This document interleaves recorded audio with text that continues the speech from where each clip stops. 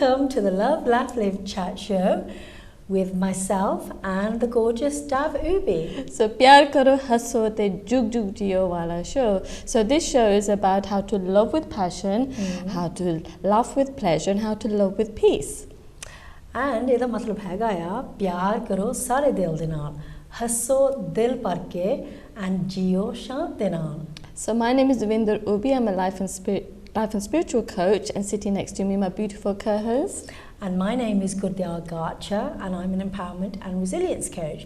So Dav, can you let us know what today's topic's all about? So today's topic is about empathy and sympathy, or the fark kiya, and through a story we're going to tell in a couple of minutes that there is a massive difference, and empathy is something that we're going to focus on and show the signs of empathy that we all could recognize is that part of our character and the way we think. So I'm going to start off with the story. It's called The Ladder of Light. So I need to put my glasses on because the writing's pretty small. So we're going to do this story together. So I'll do the first page and then you can do the rest. So once upon a time, a woman found herself at the bottom of the deep, dark well. It was called the Well of Despair and was a place that she went to when she couldn't cope with the world, her life, or simply with those with whom she shared her existence. It was a place where she could curl herself into a ball and rock herself to sleep. When she was in the well, she would often look up and see the small white light that she longed to reach. It was an entrance to the well, but it always felt such a long way away, and she had no idea on how to reach the light. Whenever she looked around her, all she saw were the dark walls of the well. The light was too far to reach, and the darkness seemed strangely comforting. Down in the well, she could simply be with her fears and not fight them. She would become her fears and not have to pretend anymore. One day, after she had been in the well for such a long time, she heard a voice. She recognized the voice instantly as Educated, who came to see her often. He brought his knowledge of her situation and had studied its causes and believed he had solutions. He shouted down from the entrance to the well, "It's okay, I have the solutions. I will send down the medicine and the therapy you need. I hope you can hear me as you seem such a long way away." She heard him but knew that Educated had tried to help before. He had shouted many times from the entrance to the well and she had taken some of his advice. However, she always found herself back at the Well of Despair. Then she heard another, even more familiar voice. It was Sympathy. And she knew her well too. Sympathy had loved her and would often visit and call down into the well. Today was no different. "I can see you down there. It must be so lonely. We love you and want you to leave the Well of Despair. We have a warm place for you and want you to join us soon. We know it's hard, but try to climb up the ladder of light. It is there if you look for it." So we hope you enjoyed that first part of the story, read beautifully by Dav. So I'm just going to read the second part. She knew that sympathy meant well, but however hard she tried, she just couldn't see the ladder of light. She so wanted to be with Sympathy again and to feel her love. But however hard she tried, the ladder of light never came into view. And then she heard a voice that she hadn't heard before. It was gentle and warm. This voice also spoke to her from the entrance to the well, but she could hear it much more clearly. "Hold on, I'm coming down to meet you," the voice said. Suddenly, he was beside her. "I know how you feel. It's so cold and dark down here, isn't it?" She looked at him in the darkness and felt the warmth of his smile. "Yes, it's cold. But how did you find me and how did you climb down into the Well of Despair so fast?" He placed his arm around her and held her to him. Speaking gently in her ear, he whispered to her, "I have been in the Well of Despair many times before. I know my way in, but I also know my way out. I have come to carry you out and show you the ladder of light." For the first time since she could remember, she felt safe. In his arms, she felt that he knew her and that he could sense her feelings and why she had struggled to climb out of the well. "But I'm scared," she said to him. "Part of me wants to stay there in the darkness." "I know," he replied. "I felt that too, but then I made it out of the well and found myself again. I can help you do this too. Just climb on my back and I will carry you out of the well." She climbed onto his back and he walked just a few steps. There, just a few paces away from where she had been crying, was the ladder of light. She couldn't believe that she hadn't been able to see something so close. He grabbed the first rung of the ladder and started to climb. He talked to her as they climbed, reassuring her that all would be well. Halfway up the ladder, she looked up and saw the light was much brighter now. She felt good and wanted to reach the light as fast as she could. "I'm okay to climb the rest of the way by myself now," she said to him. He smiled and gently placed her onto the ladder. "I will be right here behind you," he said. As she reached the top of the well and entered into the light, she looked behind her for the man that had helped her climb from the well of despair. "I don't even know your name," she said to him, and was ashamed that she had allowed him to carry her up the ladder of light without knowing his name. "My name is Empathy," he said, and in that moment she realized that empathy was all that she had needed to climb out of the well of despair. She smiled and thanked him once again. "Now that you have climbed out of the well," he said, "you will also be able to climb down and help others find the ladder of light. This means I will always be with you and you will never be able to lose me." She realized that empathy was now a powerful force in her life and that she could use it to help others climb the ladder of light.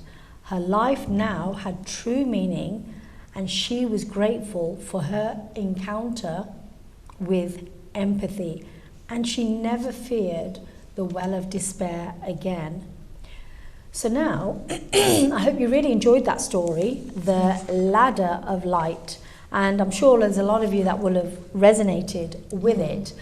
So now we're going to both discuss the 13 signs of empathy, because if you can understand the story, Educated tried to talk to her and gave her lots of advice, and then Sympathy also spoke to her in a loving way, but didn't manage to get her out of the well, and he spoke to her from the top of the well. And then you had Empathy, but what did Empathy do that was different? He climbed down into the well, sat with her, spoke to her, and also guided her out into the light. So those are the differences, but we're going to speak more about how that all comes about and what empathy actually means. So this show is really about, can you recognize these sort of signs? Are you a person full of empathy or are you full of sympathy?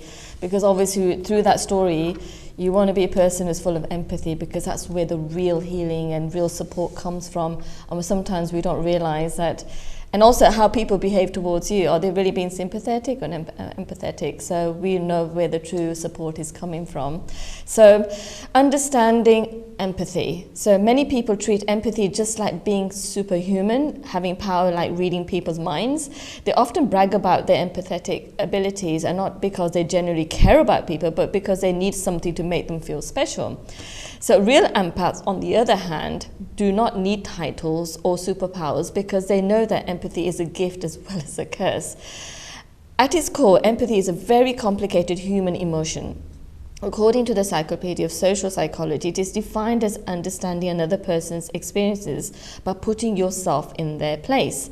In other words, empathy is your ability to stand in someone else's shoes to see the world from their perspective. But the interesting thing about empathy that almost everyone can feel it, right? So let's say most people experience shades of empathy on a daily basis. You will empathize with a mother struggling with a toddler in the grocery store, because we've all been there, haven't we? And we've had experiences like these in some one way or another. So we all practice empathy. So what separates an empath from everyone else? That's the question. So while empaths have more emotional potential and sensitivity, they feel stronger emotions and identify closely with the world around them. Now, naturally, that changes how they interact with people and places. So sometimes this extra empathy helps them bond with new friends or understand their own emotions. Other times it leaves them feeling reckless, anxious, or exhausted. So there you go. So that's the first one, understanding empathy. So now I'm just going to be talking about matching your environment. So in the mind of an empath, environments are more than just physical spaces. Each one carries its own mood, attitude, and energy level, which means different environments evoke different kinds of emotions. Some, for example, are calm and quiet. They might create emotions like peace and comfort, but others are loud and chaotic. So they create things like stress, fear, and concern.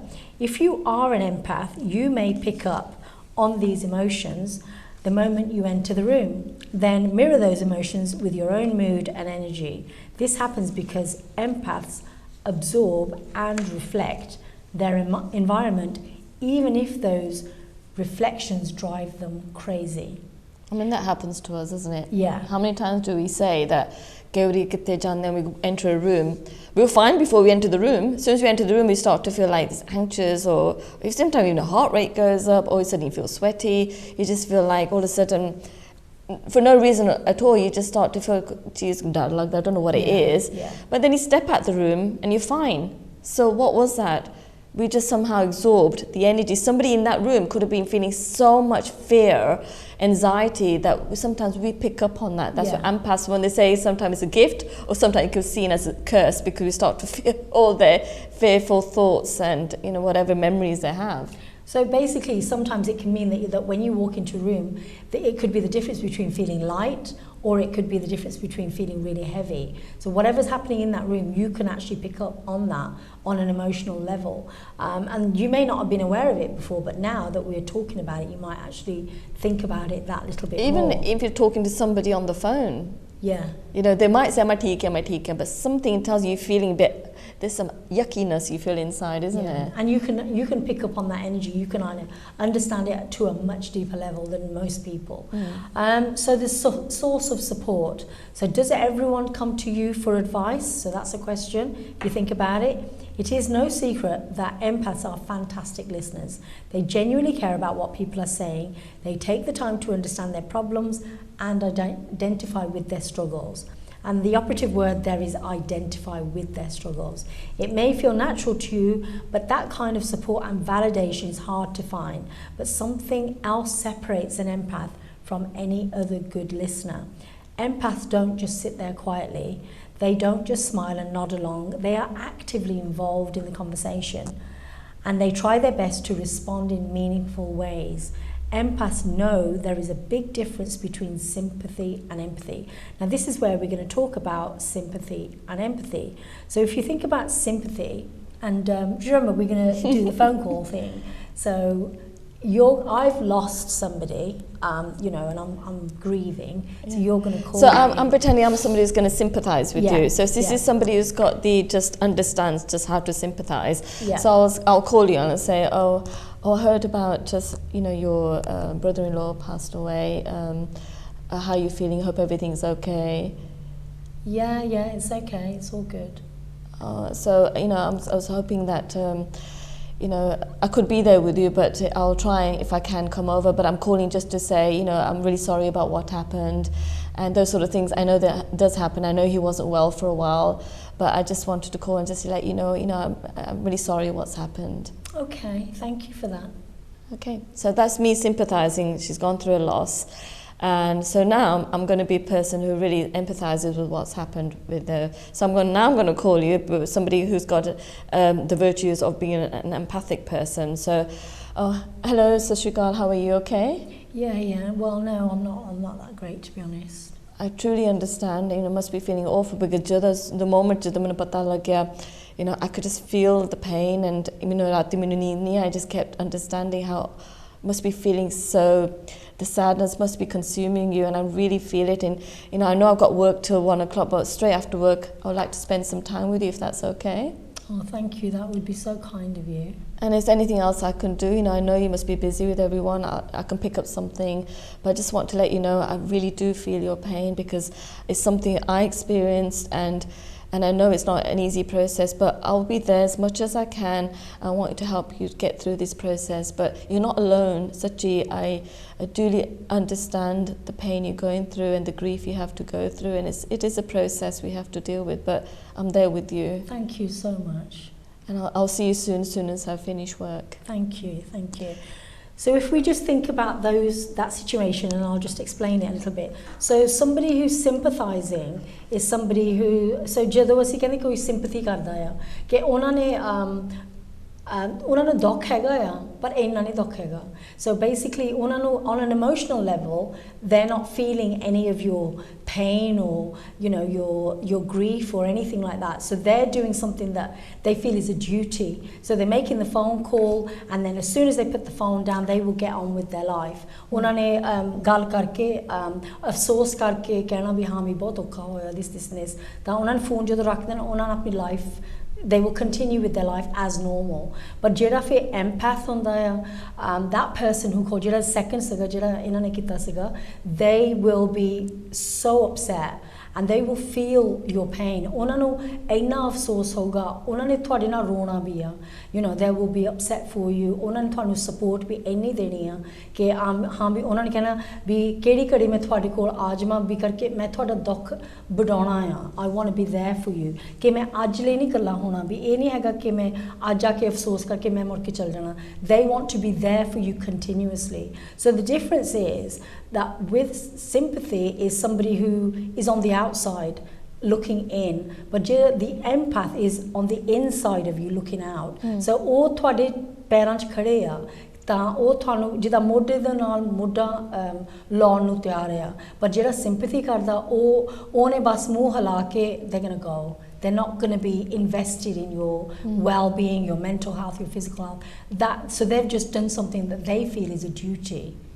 Yeah, it's a duty, and like being somebody with empathy, they want to share the pain. It's a much deeper feeling. Your pain becomes their pain. Yeah. And they want to realize this pain can be shared. The more it's shared, it's easier to handle a situation. Somebody who sympathizes, they're actually fearful really on a subconscious level. They don't want to experience that pain.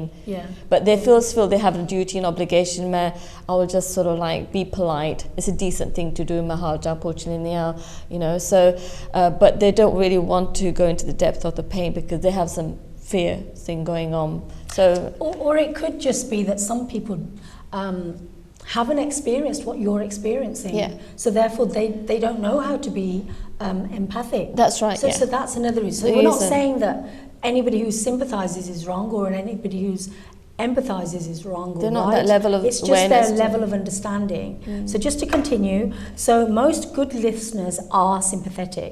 They listen to your story, maybe they are moved by your experience, but they are standing on the outside looking in. An empathetic person, on the other hand, adopts your perspective. They stand on the inside looking out. They try to understand how your experience feels, and they take your experience to heart. Unfortunately, this kind of empathetic listening can be incredibly tasking, especially for an empath. You can get so involved in another person's life that it drains your energy and it leaves you feeling emotionally cluttered. So if you are an empath, it is important to stay within your limits, be there for your friends and your family and give them your support and whatever they need, but remember to look out for your own emotional health first. You can't always be everybody's rock or their springboard, otherwise you will get so tangled up in their problems that you will never stop to think about your own. So that's one of the signs. So another sign is imaginary simulation. So do you ever lay back and wonder how life could have gone differently? What if I was born into a different family? What if I met a different group of friends or in schools? What would your life look like? Because people are empaths, they're always in their imagination. And so many empaths ask these questions on a daily basis, and they use them to run something called a mental simulation. So according to the university, research simulations are one of the most common avenues for human empathy before you can walk a mile in someone else's shoes. So to run a simulation of their life, you have to imagine, sorry, I can't turn the page over. So you have to imagine their existence.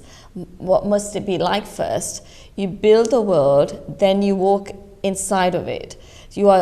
What you are doing essentially the same thing when you daydream about a different possibility. You are running simulations in your mind. You are imagining new experience and you are feeling the empathy for another person, even if that person doesn't exist. So, like I said, so if you're going through that, you know, like you've lost a loved one or something.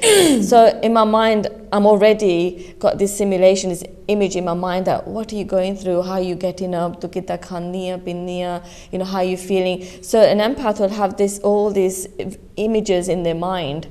So somebody who's empathetic, they won't have the image at all. They won't even go to that level. But an empath will actually start having every little detail. So how you getting up and how you go to kasant. So we want to feel and become part of your, you know, challenge, your experience.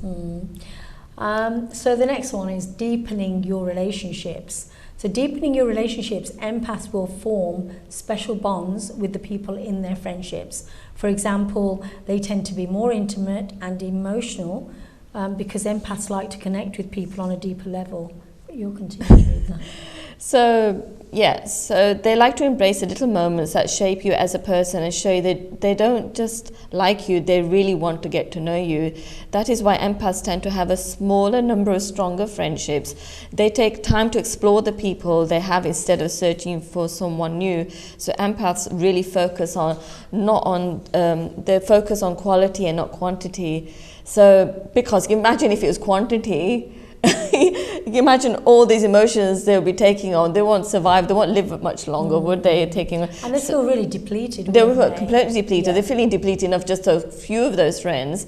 But that's why they only focus on those few friends, because that's where they know they have enough resources, enough energy to really empathize and help them through whatever they're going through. So, and they'll have those particular friends where they're meant to be in connection with, maybe on a deeper soul level. And I think it's your choice, isn't it? Yeah. It's a choice of wanting to be like that. Because I think you want to support people, but you want to do it where it actually means something. So that's the difference between an empath and somebody who's sympathetic. So meaning in everything. So most empaths are happy and healthy people. A study done in 2009, the research found out that empathy increases well-being over time. Even though empaths have extreme emotional highs and lows, they are actually more satisfied than the average person. So why is that? Because they find more meaning in their lives. They discover emotional depth in the tiniest things, like every casual conversation or every passing glance. If you are the kind of person who finds meaning in everything, you may be an empath. So by this, you might be an empath. You want to connect with people on a deeper level. To see, what do they call it? Where a fair weather friend. So a fair weather friend is somebody who just goes out for tea, coffee, here and there, but you're not really there. Connecting. They are just friends on a superficial level, but then you've got your deeper friends where you can तुसी कोई भी गल उन्हां नाल कर सकदे तुसी अपना दुख सुख बढ़ा सकदे हो उन्हां दा. So that's where not only are you being empathic towards them, but they're being empathic towards you. So it's like a much deeper connection, isn't it? Yeah, but I think you're also finding meaning whatever they're going through. You're not going to say, oh, that happened to me. You find out, we're there to help them find. You want to connect on a deeper level. Yeah, deeper level, but but know what is the meaning behind that circumstances, that's challenges you're going through. So you're lightening them at the same time, you're giving them a different perspective, and so nothing's a mistake. So empaths can do that. They got the ability to make people understand, see the bigger picture of what their challenge is. So and sympathetic people, they just want to, hello, how are you? Fine, okay. They don't want to invest in the energy of going deeper into something. They just like to be, like you said, on the surface. So the other sign is reckless giving. Okay, so be aware if you're doing this. Okay, empaths often give more than they can afford. They get swept up in the power of story as they start to identify with the hardships of others and do everything they can to help, even if that means taking on too much. So while it's a wonderful idea, overcommitment, it can be a disaster because many empaths just don't know when to stop. They spend too much time and they care too much that they become reckless. So we don't realize when we're doing too much of something, people to take you for granted, thinking they're always available, and they don't appreciate all how much energy you're investing into them. And sometimes we, in return, start to undervalue our own needs, that we somehow neglect our own needs. So when we start neglecting our own needs, thinking everybody else's needs are more important, then that's when outside circumstances, people will start to mirror that back, and they start neglecting our needs as well. But neglecting our needs, we start depleting ourselves energetically, that we actually start to feel unwell. And we start to feel, that's when we start to experience like mental issues, mental health issues and depression and everything, because we're just giving too much and depleting ourselves. So basically we've really resonated with their problems so much, we forget everything about maybe our own family, our own friends, our own physical health, mental health, because we're so invested in their life right now. Yeah. And that's where you've got to be careful, and you've got to create boundaries where you are still taking care of yourself. And sometimes that can be difficult, you know, not to completely step away from somebody else's situation. Yeah. But it is important to be aware of it at least. So extreme sensitivity. You are too sensitive. Empaths hear this all the time because the tiniest thing may trigger the largest reactions. The truth is, empaths get their feelings hurt pretty easily. They feel things very strongly, so they are generally sensitive. There is nothing wrong with that, but it can lead to some unnecessary drama. If this sounds like you just might be an empath. So there's negative susceptibility. Negative susceptibility, people affect empaths more than anyone because empaths draw emotions from the people around them. So if they are spending time with some negative people, it is going to have a huge impact on their own attitude.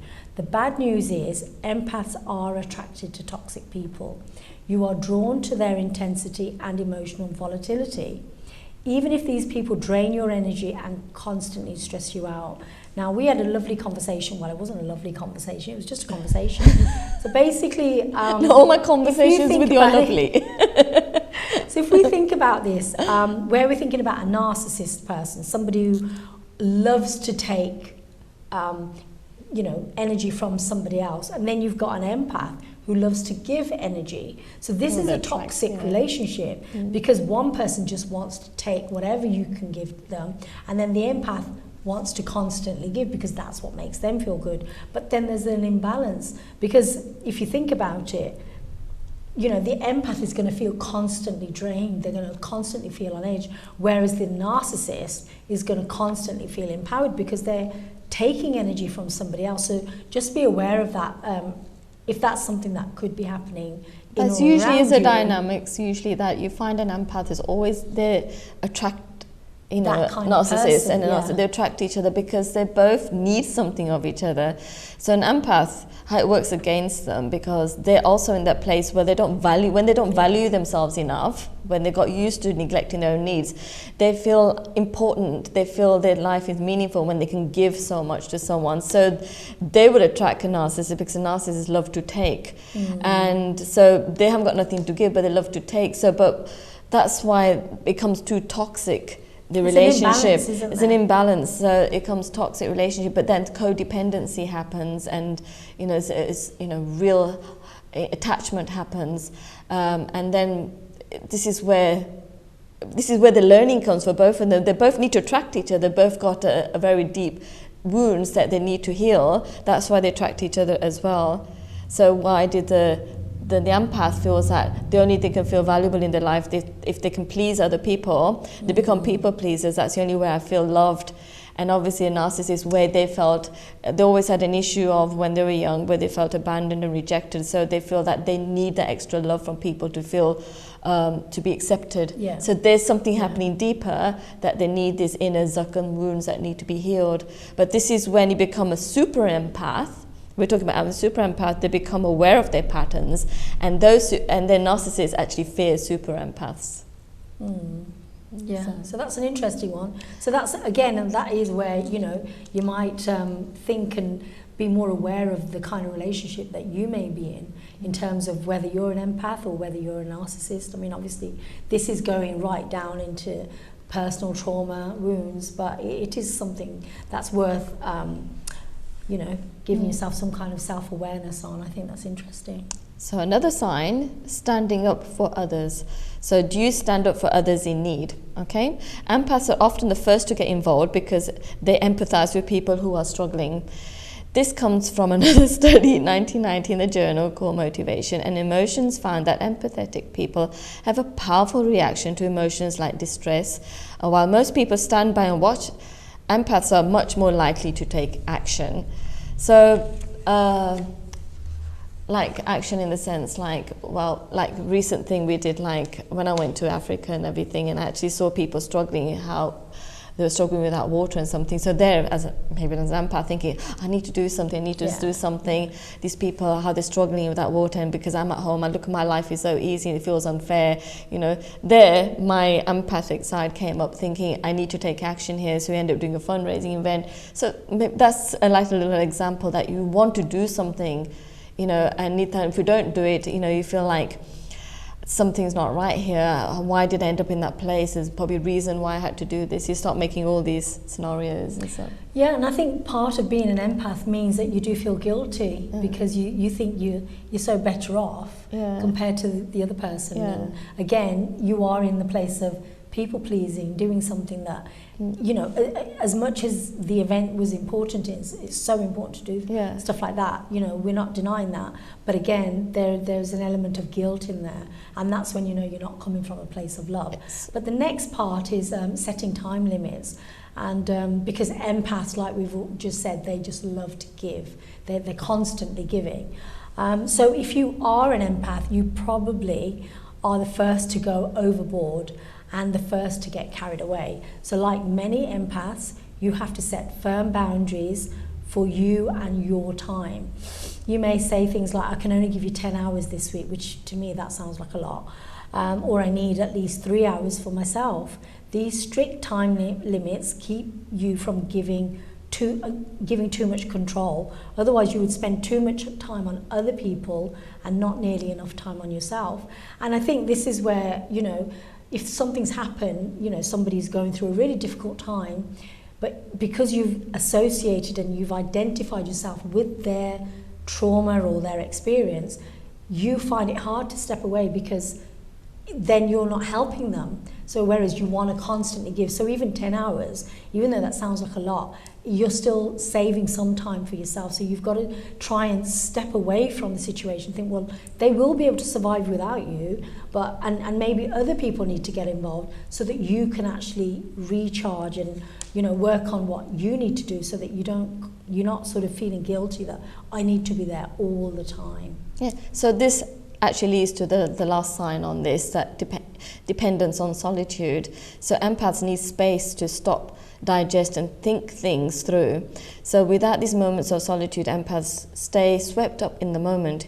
You will make a rash emotional decision without using your head. So luckily, some time alone, which is so important, can help you relax, reset, and that way you can think logically, adjust your priorities and move forward with a clear head. So like I said, we empaths tend to be around people because we think we need to support them, but at the same time we can deplete ourselves, and this is why it's so important to go into solitude, or I say go into the cave, go in the hermit mode, to recharge, to reset and to clear the energies, because when we're around people, their energies do stick onto our aura and we start to feel their pain, suffering continuously until we don't know who we are. We don't know, is that my thought, is that their thought, is that my pain, is that your pain? It gets so confusing. So this is why we need to detach, to recharge, cleanse and just clear your energy. And this is very important for all empaths to do this. And obviously, by the time we've gone through all the signs, you know if you're an empath by now or not. So you know that if you are definitely an empath, it's so important to get some solitude time to cleanse yourself, so you can actually think, this is my thoughts now. Now do how I need to deal with this situation. So going back to the well of despair, and if you can imagine, the empath was the person that went down into the well and spoke to the girl and helped her to come out of the well. And he also said that I've been down the well on so many different occasions. So, you know, and it does make you think of her as being such a sad person, you know, who just wanted to shut off from the world in order to kind of feel that despair. But the empath is the person that wasn't standing at the top of the well. They went down and stood by that person's side and said, look, I'm going to help you get out. So that is the difference. Whereas somebody who's sympathetic, they're just going to say, Jal, you know, try kari, you know, main ithe hegi haan, this, that, and the other. But it's all just, it's just verbal. It's not taking any real action.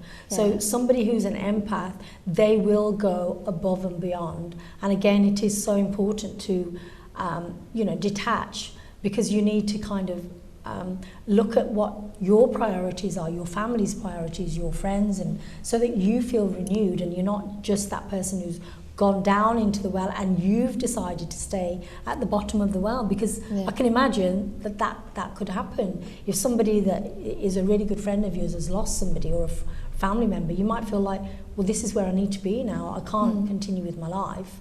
I need to just be here with this person. So then you're so engrossed in your empathic lifestyle because that's where you feel you're needed. You neglect yourself, but then you feel good because you feel like you're doing something for somebody else. But then that might mean you're neglecting your family and other people who may need you, and or even just yourself. You're not doing anything that's making you feel good. And maybe you're not even allowing that person to evolve. And we talked about the story about the butterfly. You know, do you remember in the cocoon? That's a really good example. So that's an example. Like sometimes we have to respect people's process when they are in the well. You know, when, like, so let's say a caterpillar is in the cocoon, and somebody who thinks that, oh, I don't want them to suffer, I don't want them to go through that pain and stuck in that darkness. So somebody comes along thinking, I'm going to actually break open the, you know, the cocoon so that the caterpillar or the butterfly can come out. But because they didn't trust their process and have faith in their process, they didn't allow them actually strengthen themselves to grow and actually use the darkness to make them be fully formed into the butterfly. So obviously when they break the cocoon and the butterfly comes out, the wings are not strong enough to fly. So it only won't have a lifespan probably for about a few hours.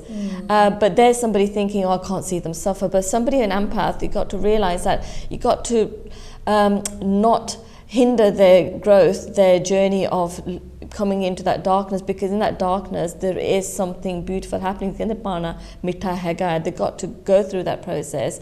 An empath will be with them through that process and not try to being like as a hindrance and try and delay the process. It will go through it right till the end, till they're able to break free from the cocoon and fly as a butterfly and be through that transformation. So for me, as we can consider, relate to being an empath, so if I know somebody's in the well, I'm not going to be like a person like in the beginning is an educated person. Look, I'm just going to, I know what therapy you need, I know what treatment you need. That's not really helping the person who's in the depth of the well. Actually, the empath who thinks that I'm not going to break you free from that cocoon, I'm going to be with you, stay there with you until you've gone through the whole process. So that's really allowed them to strengthen themselves and become a better version. This is where the transformation occurs. So that's why people who are educated, people who are sympathetic, they think they're helping, but they have to actually help them to grow and evolve. They find themselves back in the well again. So not to go back in the well again, as a victim, you can go into a well again, but to help somebody else, but not you as the person who's in despair. Yeah. I mean, we've got a little bit of time now just to talk about what it actually means to be an empath. I mean, me personally, I mean, I resonate a lot with this, and I know you resonate a lot with this. And sometimes it can be really difficult. Just for instance, you know, somebody that is a close member of my family where they've lost a loved one, and part of me wants to take that pain away. And then through this process, you understand that that's they've got to do what they need to do in their time, not in my time. You know, we have this thing where, you know, and we all do it. It's not because it's not coming from a place of judgment, it's coming from a place of love. But what really needs to happen is it's got to come from a place of compassion, understanding, respect for the other person's journey. Because sometimes we just want to fix them and say, look, it's all right, you'll be okay, this and this. But really, it's just about standing alongside them and walking with them through their difficult time in their life, and maybe not even speaking, just being with them and helping them. You know, it might just be food, it might just be, you know, whatever it is that they need at that time. I mean, going back, I mean, this is a good one that I wanted us both to discuss. When we, like within our Asian culture, when we talk about source, you know, we know who the people are who come there, who genuinely knew the person that had passed away.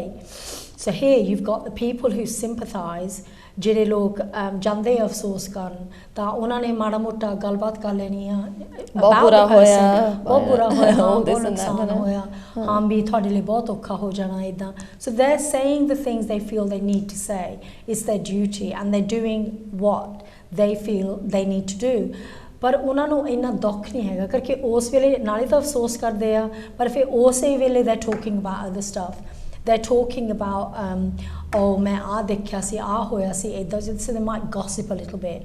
So that's somebody who जेड़ा अफसोस करन गया, but they're just sympathizing. Yeah. So जिन्हां ना नुकसान होया, जिन्हां नु the person that's lost somebody, they won't like that kind of person coming to do अफसोस. And we've all been through it. But जेड़ा बंदा बुरी जानदे who's an empathizer, ਉਹਨਾਂ ਨੂੰ ਬਹੁਤ ਦੁੱਖ ਹੋਣਾ ਆ ਕਿ ਤੁਹਾਡੇ ਨਾਲ ਇਦਾਂ ਹੋਇਆ, and they will show a completely different side. So the sympathizer is ਕਹਿ ਦਿੱਤਾ ਜੋ ਕੁਝ ਕਹਿਣਾ ਸੀ ਤੇ ਛੇਤੀ ਅਸੀਂ ਘਰ ਨੂੰ ਜਾਈਏ, you know, ਦਾਲ ਸਬਜ਼ੀ ਬਣਾਉਣੀ ਆ ਜਾਂ ਸ਼ਾਪਾਂ ਨੂੰ ਜਾਣਾ, whatever. So they're the sympathizer, but the empathizer isn't looking at their clock, they're not looking at their watch. They want to be with you because they understand your pain. ਤਾਂ ਉਹਨਾਂ ਨੂੰ ਬਹੁਤ ਦੁੱਖ ਹੁੰਦਾ, ਤਾਂ ਉਹਨਾਂ ਨੂੰ ਹੁੰਦਾ ਵੀ ਹਾਂ ਵੀ ਮੈਂ ਤੇਰੇ ਕੋਲ ਬੈਠਾ, ਮੈਂ ਤੇਰੇ ਲਈ ਕੁਛ ਕਰਾਂ, you know, ਤੂੰ ਮੈਨੂੰ ਦੱਸ ਮੈਂ ਕੀ ਕਰ ਸਕਦੀ ਹਾਂ ਤੇਰੇ ਲਈ. So it's a completely different conversation. Yeah. So all I would say in this situation is, if you're going to go and do अफसोस, then please be conscious of how you're being with the person who's lost a loved one. Yeah. You know, there is a way to behave. Yeah. I think it's so important to respect the process. Don't try and rush it. You know, if you want to empathize. People think that, oh, you've been grieving for such a long time, but sometimes we want them to feel better because it makes us feel better. Want to. I'm visiting you now. I'm seeing you now, but I feel comfortable visiting you when I know that I don't have to feel heavy with your pain. Because I feel happy, I want you to feel happy. No. It's sometimes we want people to change because it makes you feel better. It's nothing about you at that time. You just trust and respect the process they're going through, because they're going to grow from that pain. And that pain is what, there's no gain without pain. And at the end of the day, what I was going to say, finish off with really, is like, it's a very beautiful thing to be an empathic person. So all we got to be responsible about that. We don't overdo it. We got to respect our own energy. We know there's a limit to things, and being an empathic person, this is part of it's a gift that we're being born with. So, but it can also be a curse. Yeah, but that's how we're going to handle the situation. So once we come into the awareness of an empathic person, I need to protect my energy, I need to respect my own energy, but at the same time be there. We've got to learn to know where the balance is. So it's very good to be an empathic person. So we're very lucky to have this information, and hope you can keep listening to this again and again, and be proud of and be grateful for being an empathic person. Yeah, and even if you're a sympathetic person, that's completely fine. We're not saying there's anything wrong with that. There will be a time when the empathy will come, because anybody can become an empathic person. It's just about where you are on your journey, and that's completely fine. Respect to anyone and everyone in terms of sympathy and empathy. So, we really hope you enjoy So Media the show. Tusi found this information very useful And helpful. and if you can recognize in other people that you know, you can actually, I think it's always important to keep going back and listening to it. In this show and the show we did last week, so if you listen to both of them, they all relate. So thank you so much, and look forward to seeing you next week. Take care. Goodbye. God